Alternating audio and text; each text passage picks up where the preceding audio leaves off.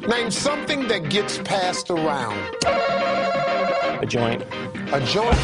Legalize marijuana is always a very difficult question. The time is long overdue for us to remove the federal prohibition on marijuana. From now on, I smoke weed exclusively with white people. Well, I'll get higher next time. They're walking on their pants with their cap on backwards, listening to Enema Man, the Snoopy Poop Dog. There's definitely cannabis in there, and it makes sure that I can sleep now. What's to keep somebody from getting all potted up on weed and then getting behind the wheel? Don't piss off your old dealer. Marijuana is not the kind of thing that ought to be legalized. I know you're not supposed to admit that you smoke pot, but I don't drink alcohol. Let's get out of here. I have some really good weed back at the hotel. I used to smoke marijuana.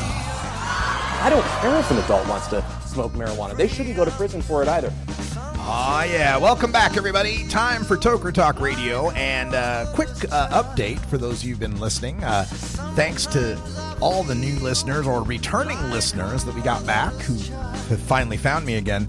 The name of the show will be changing on May 1st. It'll be the Marijuana Agenda with Russ Belville, and we hope that attracts back some more old listeners who've lost us. But also, there's been some concern about the format changes. Not going to be a lot of format change for the first hour. It'll just be a little more regular segments, kind of like what we do with Dr. Mitch, but more of that. But hour 2 is going to stay the same. We're still going to do Toker Talk Radio. I'm still going to talk about whatever the hell I feel like talking about in this hour, and we still appreciate you sticking around for that. And we'll still be here on YouTube streaming live with video, so that's not really going to change. Not a whole lot changing, just the title and a new website, a new distribution platform. But for those of you listening right now, the way you've been listening, nothing's changing. So I did want to talk about that United Airlines overbooking thing that happened. We'll get to that a little later in the show because I got, as a guy who's done 300,000 air miles in the past 5 years, 100,000 in the last year, I got a lot of opinions on flying. So we'll talk about that coming up a little bit later. But first, wanted to talk about this weekend because I took off to Phoenix, Arizona. There's from my Instagram account, @RadicalRuss on Instagram, where I got to film a new television show for New Frontier Data. It's a pilot that we filmed called Cannabis in Sight, and I'm the anchor man, and that's why I had to fly down to Phoenix to cover or to do some filming. So there I am. You can see some cactus there in the background, and of course I've got my hippie speedball, my pipe of weed, and a diet Rockstar. And you may be wondering about the wrinkled Boise State shirt. The reason behind that, last year when I was homeless and living at out of different people's places, I lived for a while down there in Phoenix, in Scottsdale actually, and I left behind a carry-on bag because I couldn't take it to some gig. I forget which, but I left behind a carry-on bag that was just chock full of my old t-shirts, and that's one of them. So that's why it's wrinkly. And I also had a bag full of my hats that I was able to get back to. That made me very happy. This is my co-host, Giada Aguirre de Carcer, on Cannabis in Sight. She's the CEO of New Frontier Data. She was wonderful to work with. And there I am, all suited up, baby, in front of the green screen on the set. So it was a really cool situation. You can see this is my view from the anchor desk. You can see the teleprompter and all of that going on. And here's some quick video for you that I shot in Phoenix. Enjoy. Hey everybody, Radical Russ here in Phoenix, Arizona at the Cox Television Studios. We're about ready to be shooting Cannabis in Sight for New Frontier Data. There's Brandy and Maria getting things ready. And as you can see, we've got a real studio here. Got makeup and everything. Got Darren. They're trying to do something with that. I don't know what. Good luck. We'll see what we can put together. But this is like real, inside the NBA, Cox Television, Arizona State, ASPN, a real control room and everything. So this is the full meal deal. And right in here, sports talk. See all sorts of signatures from pro athletes. Then we make our way in here, into the studio. And here we are. It's about ready to start shooting. This is where I'll be, up here. Really? Got the green screen behind it. Hey, there you go. So Radical that's a Russ look here in at the Phoenix, Arizona, Cox at the, Television Cox Studios there in Phoenix. My opportunity to pretend to be a television personality. We'll see. I sure hope this gets picked up. I can't tell you much more about it, but we are looking to get syndication, and who knows? I might be showing up on your TV someday soon. I hope so. I got all these suits for a reason. All right, stay tuned, because coming up on the show, we've got plenty to talk about today. A look at one of Jeff Sessions' right-hand men, I guess is the term. One of his dearest advisors on the issue of drugs and criminal justice. We got some video of this guy that, once again, doesn't make me feel too good about the possibilities under Jeff Sessions. Then, in the second break, after I have some weed, after the 20 after break, we're going to go off on United Airlines today. I don't know if you saw the video of the guy getting dragged off the plane. I got plenty to say about that. So stay tuned. We'll be right back after this.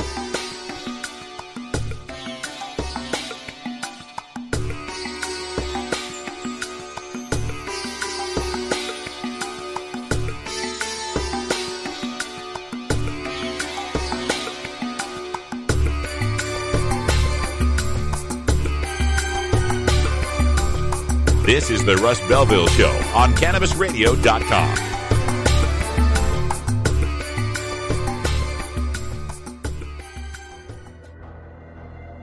In the interest of fair and balanced journalism, the Russ Belville Show presents the anti-drug public service announcement of the day.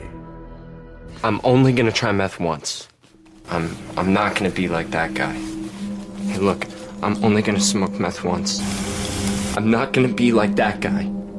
Look, I'm just gonna shoot up just once. All right, I'm not gonna be like that guy. I'm not gonna be like that guy. I'm only gonna do meth once. I'm not gonna end up like that guy.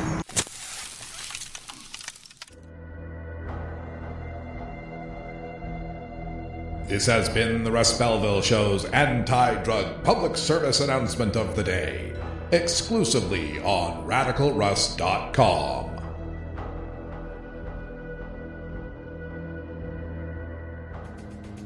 Get your tickets now for the Oregon Marijuana Business Conference, happening one day only in Eugene, Oregon on Friday, April 28th. You'll learn all about the latest OLCC regulations for adult use cannabis, including testing requirements, tech and branding, taxes and distribution, and the latest developments in medical marijuana regulations. OMBC features networking with Oregon's leading experts in marijuana, including State Senator Floyd Przansky. You'll also get to hear from author, actor, and punk rock icon Henry Rollins delivering the keynote address. Early bird pricing is available for conference-only and VIP passes, which gets you access to the VIP networking events featuring Henry Rollins and other speakers. It's the 2017 Oregon Marijuana Business Conference. Tickets available now at OregonMBC.com. That's OregonMBC.com before April 14th to get your early bird pricing.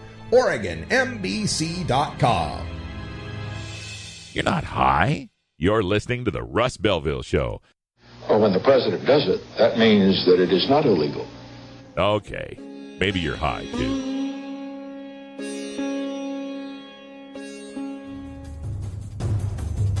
Warning. Hits taken on this show are larger than they appear. Do not try this at home.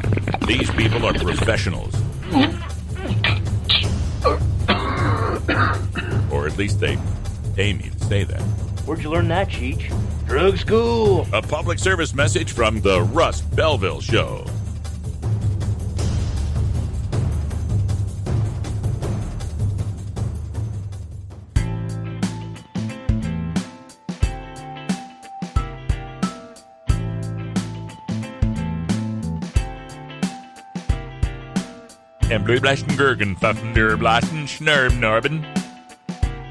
You're tuned into the Russ Belville Show, the voice of the marijuana nation, only on cannabisradio.com. Welcome back, everyone. 9 after the hour, and everyone in the cannabis industry and the marijuana movement is looking at the Trump administration, looking at the Department of Justice under Attorney General Jeff Beauregard Sessions, the Sling Blade Hobbit, and wondering what's going to happen. Is there going to be a crackdown? Is there going to be any change in marijuana policies?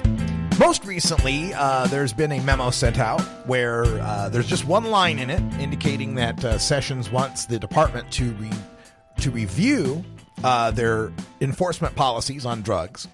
He's in the past said that the Cole memo provides some useful guidance, but trying to read the tea leaves has been somewhat difficult. But there's a new story up on the Washington Post. The title of it is How Jeff Sessions Wants to Bring Back the War on Drugs. And it starts by discussing how the Obama administration made significant criminal justice reforms with the, a lot of the commutations of longtime nonviolent drug offenders and making the criminal justice system just more humane in general. We'd have Eric Holder calling on the prosecutors not to list weights in mandatory minimum cases and just other ways to try to ease some of the cruelty of the criminal justice system and its inefficiency for that matter. But as this was getting praised throughout both sides of the political spectrum, Democrats and libertarian-minded Republicans alike were praising this. There was one guy whose name is Stephen H. Cook, a federal prosecutor. He's based in Knoxville, Tennessee. And according to the Washington Post story, says he saw nothing wrong with how the system worked. Not the life sentences for drug charges, not the huge growth of the prison population. And he went everywhere. Bill O'Reilly's show on Fox News, congressional hearings, public panels to spread a different gospel. What is the gospel he wanted to spread? Well, we have some video from the Washington Post to give you some idea.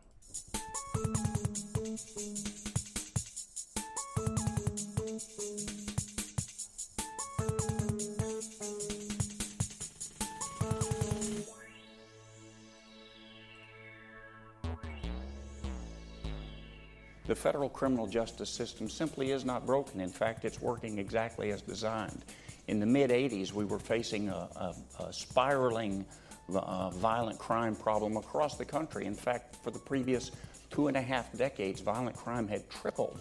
Congress said, we're going to do something about this, and what they said we're going to do is we're going to take and we're going to focus on the most violent offenders, we're going to focus on the high-level drug traffickers, and we're going to put them in federal prison. I've been in the system. I've been a federal prosecutor since 1985. 7 years before that, I was on the street dealing with these thugs. What we did beginning in 1985 or along in there is put these laws to work. And what we did by putting them to work is we started filling the federal prisons, not state prisons, federal prisons, with the worst of the worst.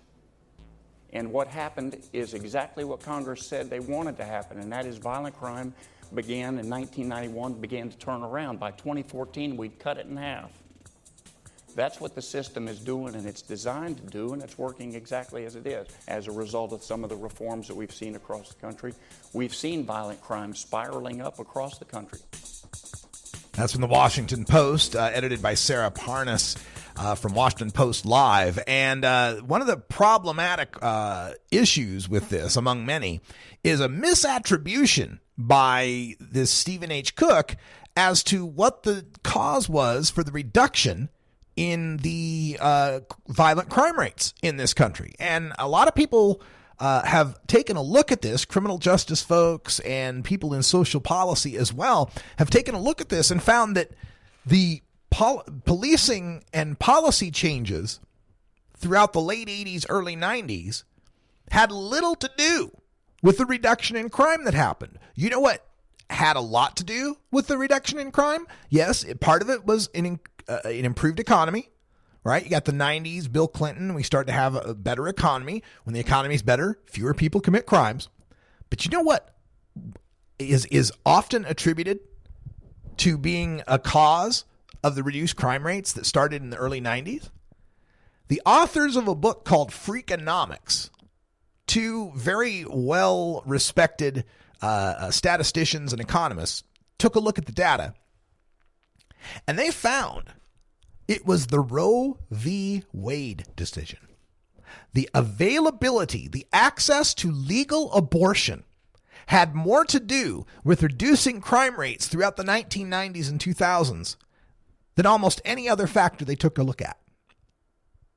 And they were able to verify this by taking a look at other countries, other places where they were able to have comparable data, like Romania before and after Ceausescu, the dictator who banned abortion in that country. And then after he was gone, how did crime rates change? And why the delay? Well, you figure abortion, Roe v. Wade, 1973, right? By 1990, someone who would have been born in 73 in a bad situation where he wasn't wanted as a child would have been 17 years old by 1990, 18 years old by 1991. And that's how they were able to find that once the abortion was made legal, there was fewer violent crimes being committed. Now, it's controversial to bring this up, and a lot of people have questioned this as well, but the numbers add up. The stats add up.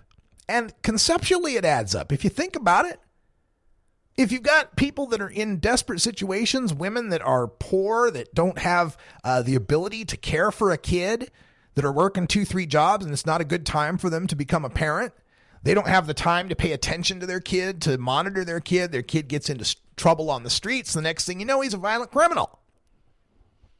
So there is that aspect that this Stephen H. Cook isn't paying any attention to. And this is a concern because the word is that this guy is the ear. He's got the ear of Jeff Sessions as far as whether or not we're going to change drug policies. And he's one of these, tough on drugs types of guys. The Washington Post story goes on to quote or to cite officials that have knowledge of the situation who remained anonymous to say there are going to be more drug and more gun prosecutions under the Sessions tenure at Department of Justice. Now, that doesn't specifically break it down into are there going to be more marijuana prosecutions amongst those drug prosecutions. I believe, again, and I've said it before, I believe there will be.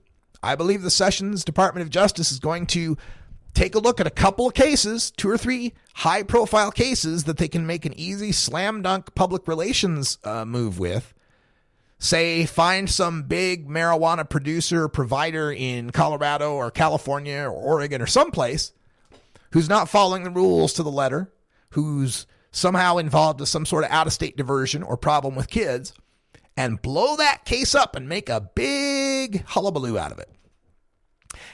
To send a message, to fire a shot across the bow, to put a chilling effect on the further growth of this industry.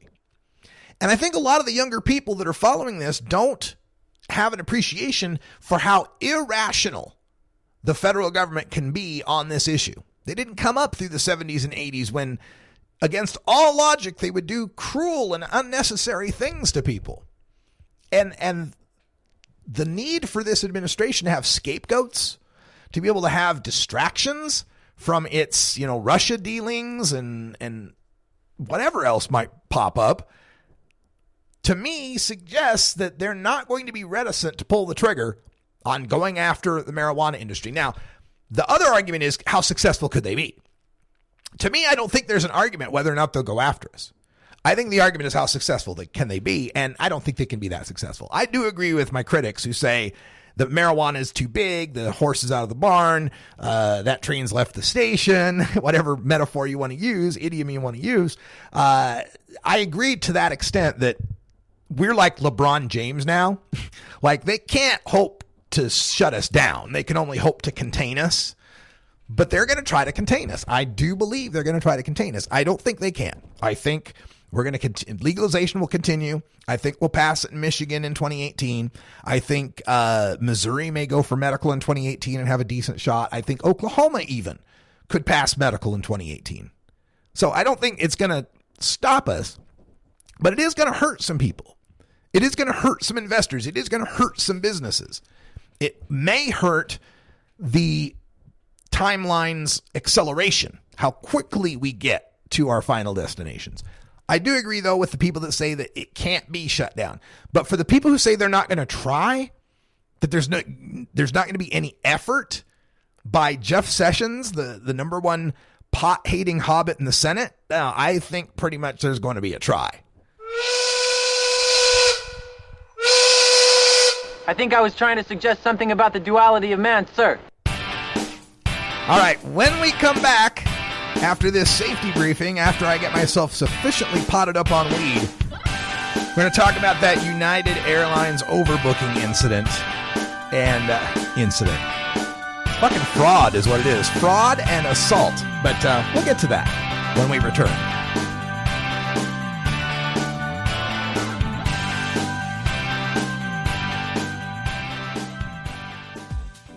The Russ Belville Show is proudly sponsored by the Marijuana Business Association. The MJBA, called by NBC News the Cannabis Chamber of Commerce, is the fastest growing business association in the fastest growing industry in America. I've been working with the MJBA for years, and I personally invite you to join the MJBA. MJBA also publishes the popular MJ Headline News on Facebook and the MJNewsNetwork.com and Marijuana Channel 1 on YouTube. Visit mjba.net for more details. You're not high. You're listening to the Russ Belville Show. Good people don't smoke marijuana. All right. Well, maybe you're high, too.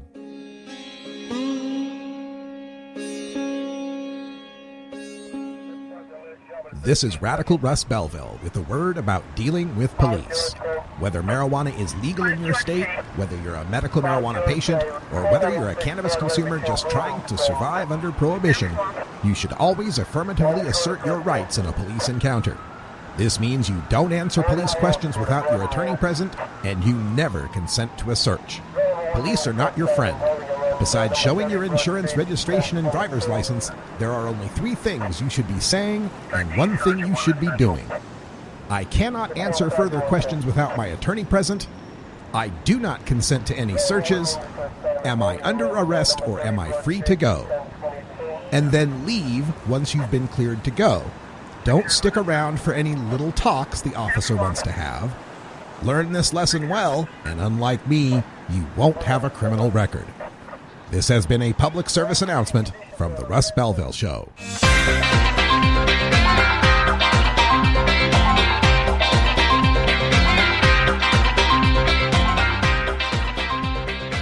Yarr! Thar be pirates here! Har, har, har, har, har. You're tuned into the Russ Belville Show, the voice of the marijuana nation, only on CannabisRadio.com. All right, folks, time for me to go off the warpath because I got to talk about something that's not marijuana related.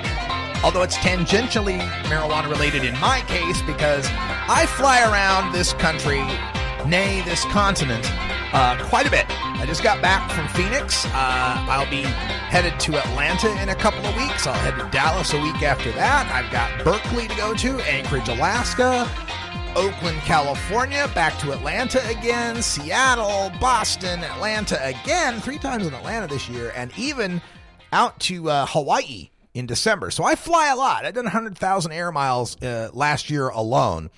And this incident that occurred with United Airlines Flight 3411 from Chicago O'Hare to, was it Charleston that we're headed to? Charlotte? Something like that. One of those southern cities, has got me outraged. Absolutely outraged. So let's just fill you in. If you haven't seen the video yet, this is video that was shot by passengers on the plane.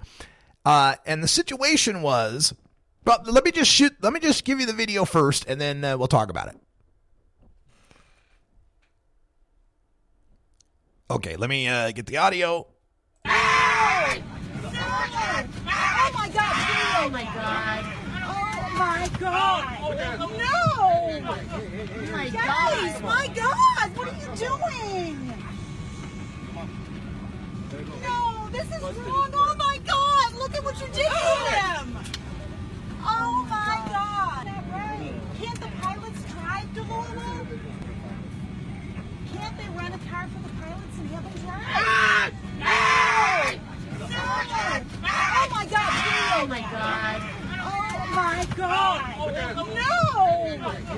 My guys, my God! What are you doing? No, this is wrong! Oh my God! Look at what you did to him! Oh my God! All right, so that's the video that happened. And of course the The world is in outrage. United, this is what happened. Here's the situation. So there's this flight. It's getting ready to take off. And they overbooked the flight. They oversold the flight. We'll come back to that in a second. But they oversold the flight. So what happens is at the gate, apparently at the gate, they needed one person to volunteer not to fly in order so they could get these United employees on the flight. Okay, so it wasn't even overbooked, a situation where it was customers that were losing seats, but because they had to get some United, pilots over to this other town.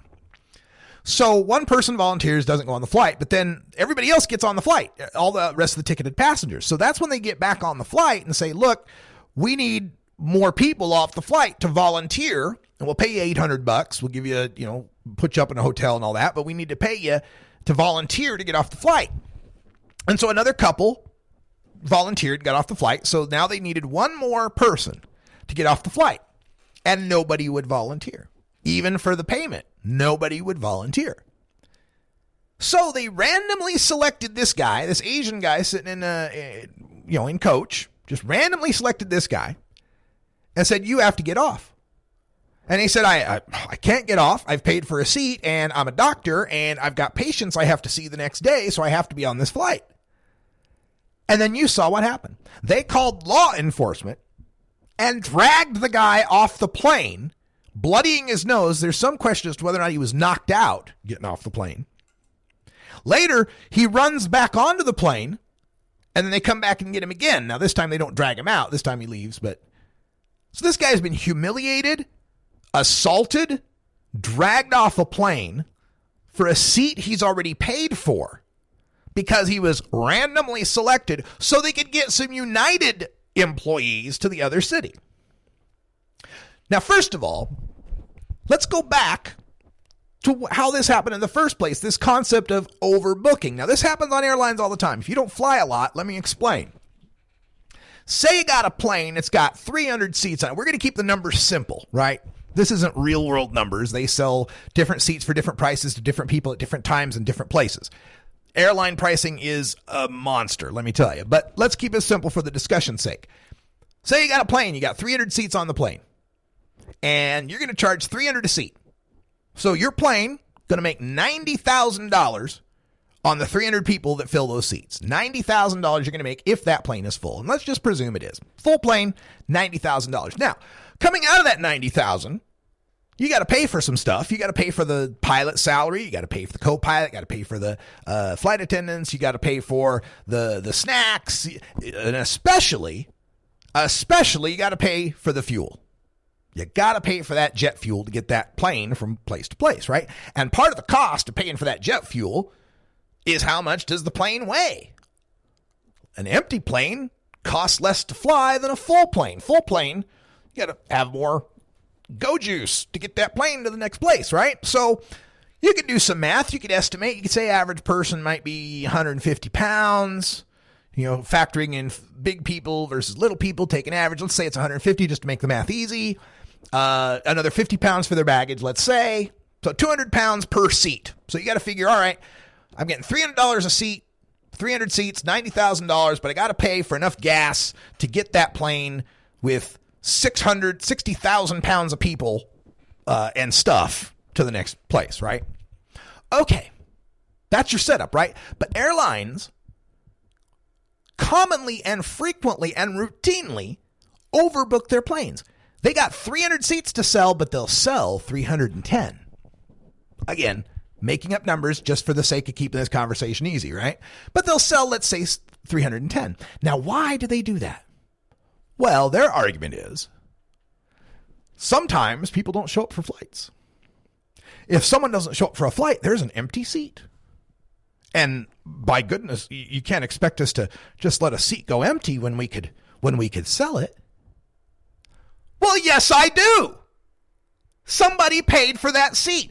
In what other industry do you get to charge somebody twice for the same product, and after the first person picks up the product, you get to tell the second person to go screw themselves? Because I'll tell you what, you don't show up for that flight and that seat's empty, they don't give you your money back.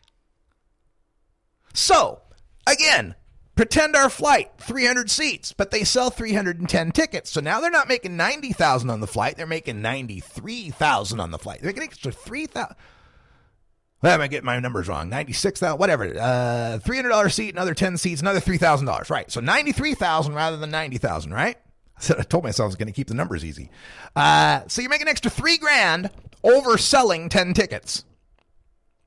Now, they presume, and they do the math on this. They figure out, okay, what's the history of this flight? What's the average number of people who don't show up? What are the weather conditions? What are the connections like coming out of the other cities? Is there going to be flight delays? Will people miss their flights? So they have this mathematical formula that tells them, hey, go ahead and sell 10 more tickets because 10 people won't show up on average.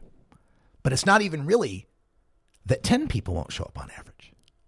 Because what's the cost to the airline to compensate someone that's overbooked? Let's pretend it's $600. Again, to keep the numbers easy. If it's $600 to reimburse someone who paid $300 for a seat and they got overbooked, if 5 or fewer people don't show up, you just made extra money. See, my seat, my $90,000 plane, if I sell $93,000 worth of tickets, but 2 people are inconvenienced, I have to pay $1,200 out, I'm making $91,800, right? I'm making an extra $1,800 for selling seats twice. Why are they allowed to do that? Why are they? Do you remember the Seinfeld episode where Jerry Seinfeld reserves a rental car? And he goes to the rental car desk and they say, sorry, we're out of cars. And he goes, how can you be out of cars? I reserved one. They say, oh, well, we overbooked. We sold it. Well, then you didn't reserve a car. Oh, yeah, well, we have a reservation, but we didn't reserve it. You don't understand what the word reserve means, do you? You don't understand what reserve means. Here's my solution for this thing. First of all, they shouldn't be able to do it in the first place because that $90,000 plane with the 300 seats sold, if a guy doesn't show up for his $300 seat and you don't pay him back, not only are you getting the $300 already, you're also making up the 200 pounds of weight in fuel costs that guy's ass and his baggage aren't taking up anymore. So you actually made a profit when people didn't show up, but that wasn't enough profit for you. You had to sell the seat again. And it's not like people, when they're buying airplane tickets, it's like they're buying ice cream cones. Like, oh, if I can't have ice cream today, it's no big deal.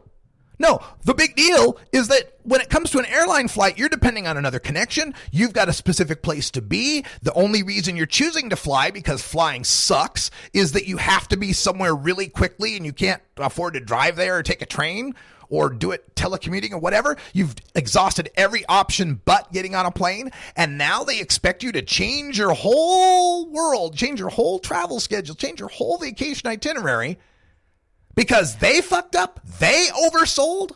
They couldn't deal with just making the profit off the lower fuel costs. They had to make more profit by inconveniencing people. Now, in my chat room, they're telling me the maximum allowance is $1,300 in compensation. So again, if I'm United, I oversell enough to make up what I might lose in $1,300 per passenger. It's just cost-benefit analysis. It's as sick as the corporations like GM, was it, that wouldn't replace an ignition switch because they did the numbers and they said, oh, well, yeah, X number of people will die from the ignition switch, but the amount we'd have to pay off in settlements would be less than the cost of fixing the damn ignition switch, so go ahead and let them die. Now, we look at those things, we think evil corporations, but there's no evil involved in it. A corporation is by its design a sociopathic entity. Its only job is to maximize profit. Fuck everything else. Fuck life, fuck the planet, fuck environment, doesn't matter. Maximize profit. That's where government comes in. That's where law comes in to set the rules, to set the boundaries, to make sure these avaricious, predatory pricks can't fuck us over. But they do. But because we allow them. We don't hold our feet to the fire, and because money speaks more than voters at this point. But this should never be allowed. If I put a car up for sale on Craigslist, and I took a bid on the internet, and the guy said, I'll give you $4,000 for that car. And I said, all right, wire me the money. And he wires me the $4,000. And then an hour later, somebody else calls me and says, hey, I'd like to buy that car. And I say, oh, yeah, sure, wire me the $4,000. and he wires me the $4,000. And then the first guy shows up, picks up the car, drives off. The second guy shows up, hey, where's my car? Oh, sorry, I overbooked it. I overbooked your car. Do you think there wouldn't be some cops called at that point if I wasn't ready to fork that $4,000 over? No, I think there'd be a fraud case involved here. I think there'd be some problems at this point if I didn't give the money back. But no, airlines, you don't show up for the seat, you don't get the money back, and they sell it again? How is that not fraud? Now, I have some solutions. I hate to bitch about stuff without having solutions, so I have solutions. Number one solution. The poor guy who got his ass yanked out of the United seat by law enforcement and his nose bloodied and all, obviously should sue. And the settlement, the punitive damage in this should be equal to the profit United Airlines makes on every double sold seat in 2017. You could calculate this. You could count how many seats they sold versus how many seats are on the airplane. Do the subtraction. Figure out the profit. And that's what you pay that guy.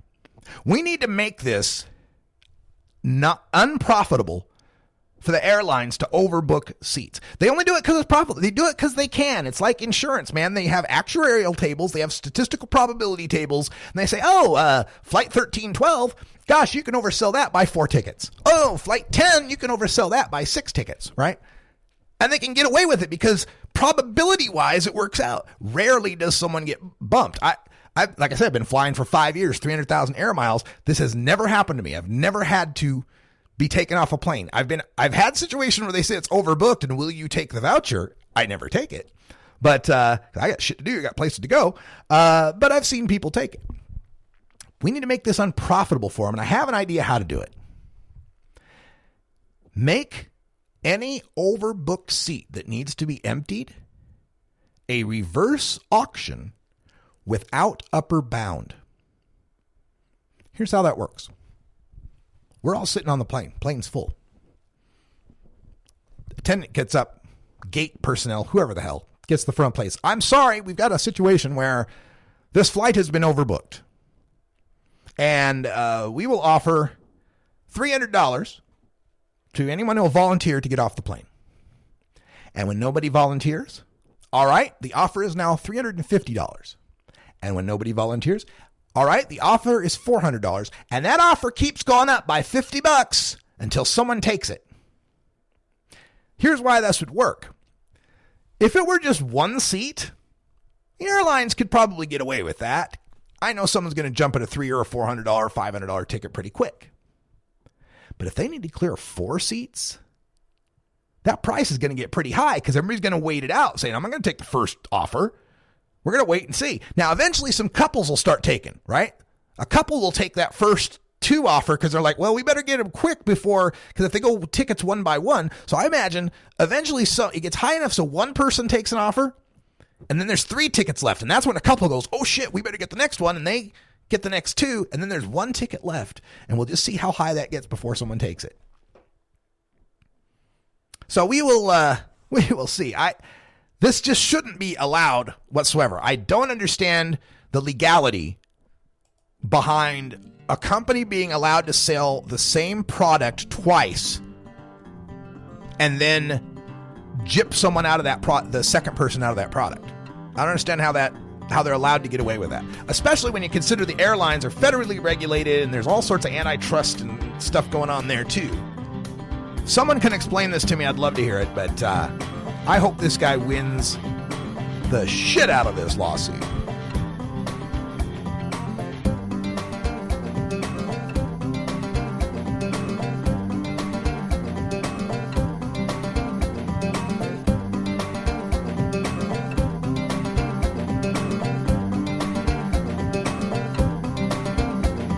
This is the Russ Belville Show on CannabisRadio.com.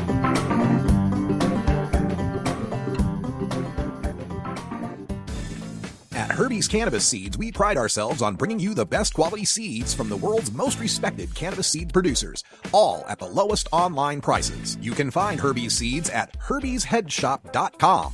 All cannabis seeds are sold as souvenirs and as a means of preserving cannabis genetics. Herbie Seeds in no way intends to condone, promote, or incite the use of illegal or controlled substances. We strongly urge all prospective customers to check their national laws prior to placing an order. Herbie Seeds at herbiesheadshop.com. Proud sponsors of the Russ Belville Show and 420 Radio.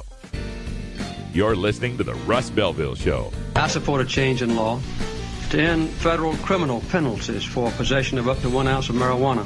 You can find Radical Russ online everywhere. Warning. Hits taken on this show are larger than they appear. Do not try this at home. These people are professionals. Or at least they pay me to say that. Yeah, baby! Yeah. A public service message from the Russ Belville Show.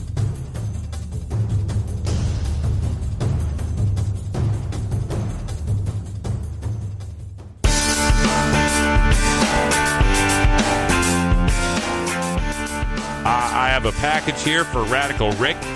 Is there a Radical Rick here? How about a Rick Russ? Any Rick Russ? Somebody named Freddie Barack has sent him a package. Anybody? What is that? Sounds like a skunk. You're tuned into the Russ Belville Show, the voice of the marijuana nation, only on CannabisRadio.com. All right, welcome back, everybody. I'm not done with this airline stuff. I just got another angle on it for you. Because this weekend, I was the victim of some airline shenanigans as well. Oh, yeah, folks. Let me tell you the little story. So, I'm supposed to be in Phoenix for this TV shoot for a pilot for New Frontier Data. They've rented out and this has been in the works for 4 months now, right? And it was supposed to happen in January, then it was supposed to happen in February, then it was supposed to happen in March. It finally happens in April. Lots of reasons why, it doesn't matter, but, you know, these things are complex, right? When you're putting together a network quality television show, it's complex. There's a lot of moving parts, okay? But they finally get it all worked out for this last weekend on Friday. Went down for filming on the 7th. Now, the other thing that was critical about this is we wanted to get this done January, February, March because, you know, my schedule's pretty light. January, February, March. But once April hits, a pot guy in April, your schedule, your dance card fills up real quick, right? So, like, the times I would have available to fly out to Phoenix and do a shot, especially on a weekend when anybody else could get there, were few and far between April and, say, October, right? So this is kind of time critical. But it finally came down to us getting a spot on April 7th, Friday. And so the idea, we're going to fly me down to Phoenix. They'd already flown down the executive producer. They've rented the studio, the thousands of dollars that cost. They got the techs. They got the sound techs and the teleprompter guys and the camera people, everybody that's involved. Makeup even. Yeah, I had to have powder on my shiny little head. So get everybody down there and arrange for this, right? Of course, they got to get me there. So I was originally scheduled for this flight that was going to get me through Denver. It's going to be a layover in Denver and a layover, and then on the way back, a layover in Denver. But then after we booked it, we realized, oh, wait, that's like an overnight layover. That's like one of them, you know, you get there at 6 at night and then you leave the next morning kind of flights. We didn't want to do that. I didn't want to stay in Denver. So we canceled that flight and got another flight. And this was a United flight. This was a United flight, as a matter of fact, that was going to go through San Francisco. Portland, San Francisco, Phoenix, and not have an overnight layover. Okay, all good. Everything's great. That flight will be fine. So I get to the airport on Thursday to catch the flight. And I'm an early flight. Like, I get to the airport early. I'm a writer. I can always sit in the, airport and write and, spend the time. So I get to the airport early, and the first thing I notice, I don't have my TSA pre-check, which, doggone it, right? So but I get through, or I'm supposed to check in for the flight online, and it won't check in online. It says, see the gate. I'm like, okay. So we get there, and my flight's supposed to be at like 2:30, and I get there at 12:30, afternoon, and try to check in, and the gate agent says, well, your ticket's been canceled. Like, my ticket's been canceled? Huh? What? Yeah, my ticket had been canceled. And they said, United says, that Travelocity canceled the ticket, which was who my company was booking through, the production company was booking through. So I have to get on the phone to the people in Phoenix saying, hey, I'm not going to be able to get on a flight. And this is like the last flight that'll get you from Portland to Phoenix today. So we better figure something out. And it was a big mess of trying to call United, trying to call Travelocity. Travelocity blames United for telling them the flight was canceled. United says the flight was never canceled. We never told Travelocity that. Then Travelocity comes up with another excuse that I didn't show up for an earlier flight that nobody had ever heard of me being on. It's just a big mess, right? Big old honking mess. And to compound the mess, there was like terrible weather on the East Coast this weekend, and it delayed like a couple thousand flights. And so the whole backbone of U.S. air travel was all ripple delayed through the entire country. And United was on a 45-minute wait time on their call center, and Travelocity was no help. So I already had a pretty pissy attitude toward United coming into today. And then when I saw that video of the guy getting dragged off the plane, well, that just cemented it. Something needs to be done about air travel in the United States of America. And I blame Reagan, as I blame a lot of things. It's Reagan's fault. He's the one that deregulated the airlines in the 80s and stood up the air traffic controllers, destroyed their union.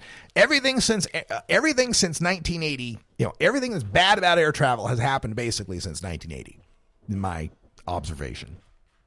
But there needs to be something to fix this. And I don't know how nationalized it needs to be, or what sort of taxpayer subsidies need to happen, or what. But the system we got is seriously broken when it comes to air travel. I mean, from the, torturous seating. Because again, we got to let them make a profit. We got to let them cram people together like eggs in a crate, sardines in a can, because, we can. Because we can get away with it. These kind of things need to stop. This practice of overbooking needs to stop. Not just federal law says if you're overbooked, you can get this much money. No, it needs to just stop. They shouldn't be able to play the risk like that, play the probabilities. Yes, we want airlines to be profitable and all, but they should also adhere to some base minimum standard of decency when it comes to dealing with the public. I'm put in mind of that. And other things. I mean, like, for example, Frontier Airlines. Just to pick on Frontier. Spirit's the same way. These airlines, you'll see these fares, and they'll say, $119 fare. And great, $119 fare. That's cool. I can afford that. I can get off to wherever, and that'd be great, $119 fare. So you log on, and you go sign up for that fare, and you get to the part where it says the seat picking, right? You got to pick, do I want to sit by the window? I got to sit by the wing. Where am I going to sit, right? Well, on most airlines, when you get to that page, there's a bunch of seats that are taken, a bunch of seats that are open, and there's a few seats that'll have a dollar sign on them for something, right? There's $25 for the exit row seat, or $35 for the seats that are closest to the front of the plane, right? But the rest of the seats are blank, and you can just pick, I don't want to spend extra money, I'll pick that seat. Not on Frontier. On Frontier, every seat has a price. At minimum, for the shitty seat in the aisle in the back, or in the middle in the back, you got to pay $9 minimum. So it's like, yes, $119 to fly our plane. Oh, great, I'd love to fly on your plane. Oh, you didn't want to sit down, did you? Well, if you want to sit down, I'm afraid that's extra. We have to charge you $9 for that. And then you get to the baggage part, right? The baggage part, all right, most planes are starting to charge for baggage now. And that sucks, but you understand it. You're adding extra weight to the plane. They got to pay for the gas. So I understand these people bringing 45-pound suitcases and checking them at the gate. They should have to pay more, sure. But they started charging, some of these airlines started charging for carry-on items. Your little roller bag. Well, Frontier even charges you for your personal item. Like if you're taking a purse or a satchel or a backpack or something, right? So it's like, so you didn't want to sit down and actually take clothes with you, did you? You didn't want to change of clothes. And well, I'm afraid that's extra too. So all this little bullshit that's associated with these airlines, and they're allowed to get away with it. And I just don't understand why they're allowed to get away with treating people this way. But I think it's summed up by that South Park episode.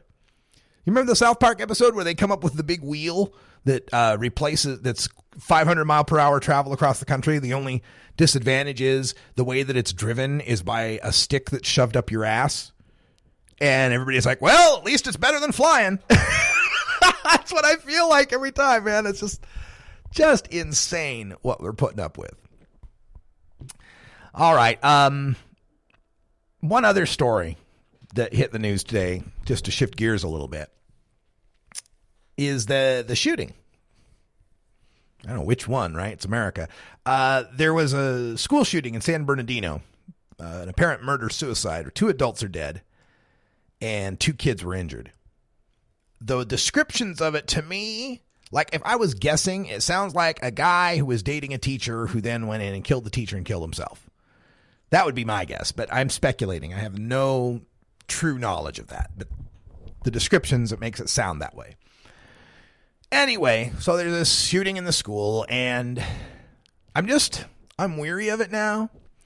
I'm like, all right, let's cue the regular cycle, right? Okay, first let's start with the, oh my God, there was a shooting in a school. And then now, let's get to the, oh my God, we need to have some sort of gun control. And then let's get to the, oh no, we've got to arm all the teachers and all the kids in the schools. We got to arm everybody. And then let's just go right on to the not doing anything about it. Can we just bypass the whole cycle this time? Can we just ignore it and just get right to the not doing anything about it? Because we're not going to do anything about it. Let's just not have any news about school shootings anymore, because what's the point? We're not going to do anything about it. We're not going to change any laws.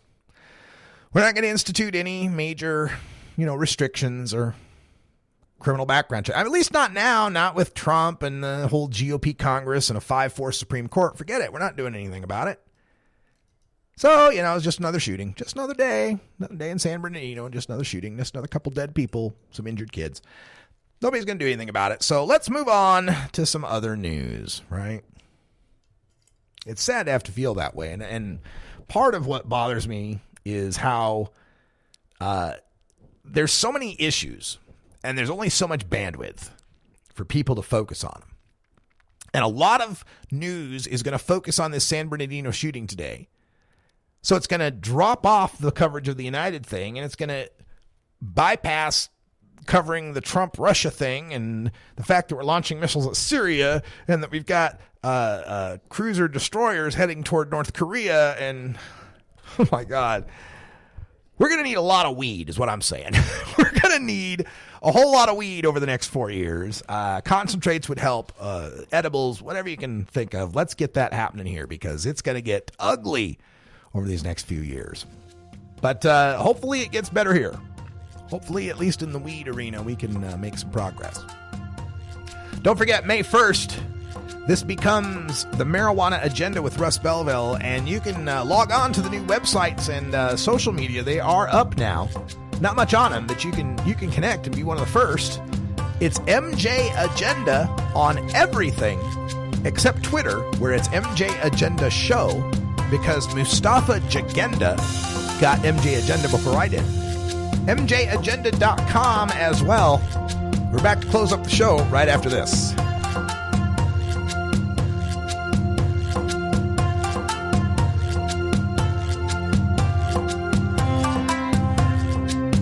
This is the Russ Belville Show on CannabisRadio.com.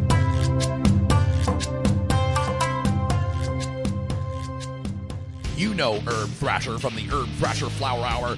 Now get ready for Herb Age Designs for the proud cannabis consumer. Herb Age Designs, lifestyle gear for the 420 friendly. Herb Age Designs, we've got Frisbee golf discs and durable hemp gear. Herb Age Designs, we've got shot glasses, drinking glasses, coffee mugs, and beer cozies. Check us out on Facebook and online at herbagedesigns.com. And follow Herb Age and Herb Thrasher on Twitter. You're listening to the Russ Belville Show. In my view, the time is long overdue for us to remove the federal prohibition on marijuana. You can find Radical Russ online everywhere. Warning. Hits taken on this show are larger than they appear. Do not try this at home. These people are professionals. Or at least they pay me to say. say that. Yeah, well, that's just like your opinion, man. A public service message from the Russ Belville Show.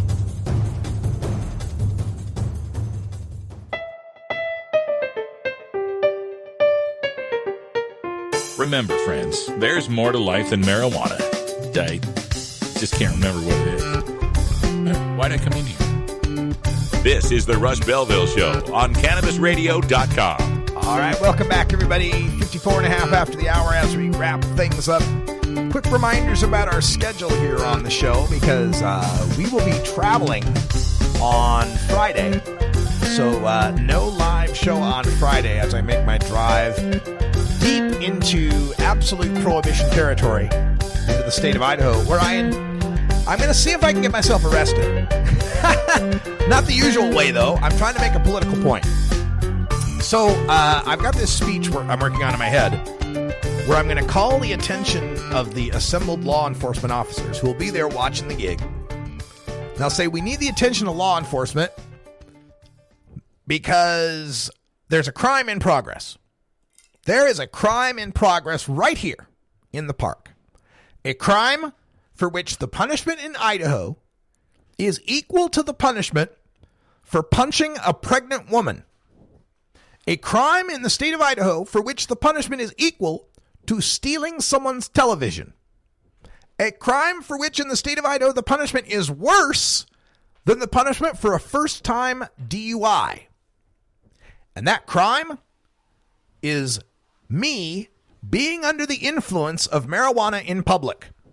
That's right. In Idaho, being under the influence of marijuana in public is a misdemeanor with a possible $1,000 fine and 1 year in jail. The same as assault on a pregnant woman, not a domestic assault, not like, spousal abuse. That's felony in Idaho. But if you just randomly walked up to a pregnant woman in the street and punched her, you'd get the same punishment as being high in Idaho in public. Petty theft. Petty theft, the punishment, $1,000, 1 year, misdemeanor, just like being high in public. And again, first-time DUI in Idaho, $1,000 fine, 6 months in jail possibility for a first-time DUI. So I'm going to say to these officers, hey, I'm under the influence of marijuana in public. You need to arrest me. I'm committing a misdemeanor right now. Now, obviously, I won't be high, but the point would be that I was in Oregon not 2 hours ago, in Ontario, or however many hours it'll be, whatever, hour even. But I was in Oregon, and I legally smoked marijuana. I'm over the age of 21. I legally smoked marijuana, and the active THC in marijuana is detectable in my bloodstream for days after I smoke it. If it's active, it must be having an influence on me.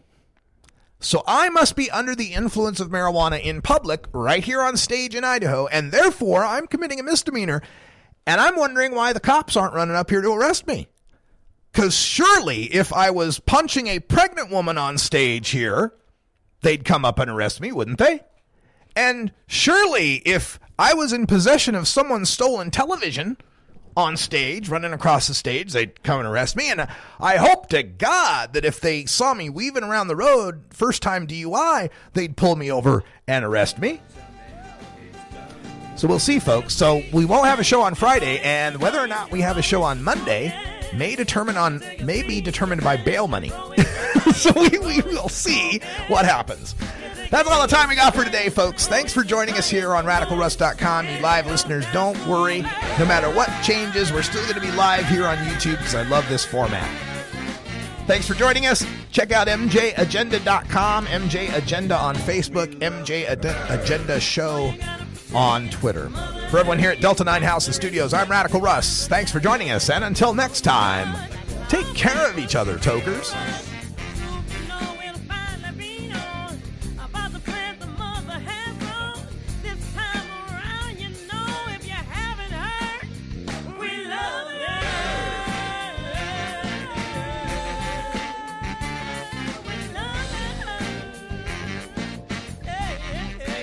This is the Russ Belville Show. The Russ Belville Show is blogging and podcasting daily at RadicalRuss.com. ReeferMadness.com. You take a seed, you plant it, you grow it, you dry it, you roll it, you smoke it. You take a seed, you